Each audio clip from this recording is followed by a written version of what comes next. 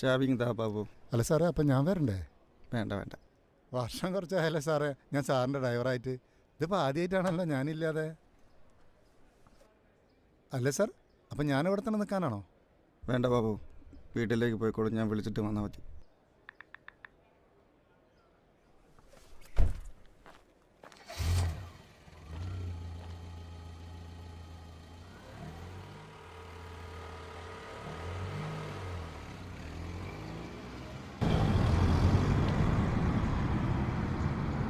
വേഗം പോ രാജീവേ. എന്നിട്ട് ഞാൻ പറഞ്ഞ കാര്യം അനിത ശ്രദ്ധിച്ചോ? രാജീവിന് എന്നും ഇതേ പറയാനുള്ളൂ. രാജീവിന് കോംപ്ലക്സ് ആണ്, അപകർഷതാബോധവും. സൗന്ദര്യം പ്രായം കുറവുള്ള ഏതൊരു ഭാര്യ അനുഭവിക്കുന്ന ഗതികേടാ ഞാനും അനുഭവിക്കുന്നത്.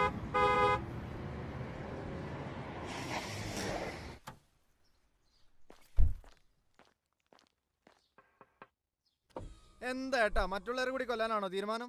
സോറി അനിയ, സോറി. ഒന്ന് ശ്രദ്ധിച്ചൊക്കെ വണ്ടി ഓടിച്ചൂടെ? ക്ഷമിക്കണം. ശരി, എന്താ ചെയ്യ. ആളുകളോടൊക്കെ സോറി പറയാനാണോ നിങ്ങൾ വണ്ടി എടുത്തത്? ഒരു തെറ്റ് പറ്റിയാൽ മാപ്പ് പറയുന്നതിൽ യാതൊരു നാണക്കേടുമില്ല.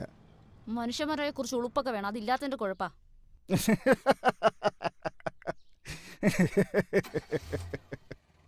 എന്താ?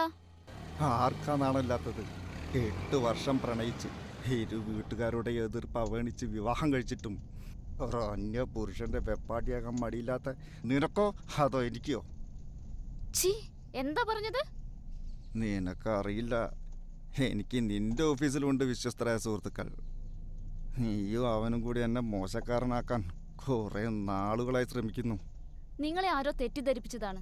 എനിക്കറിയാം, ഒന്നുകിൽ ഗംഗ അല്ലെങ്കിൽ ചിത്ര. അവരെ ഒന്നും പറയണ്ട. നീയും ദിനവും കൂടി ഒന്നിച്ച്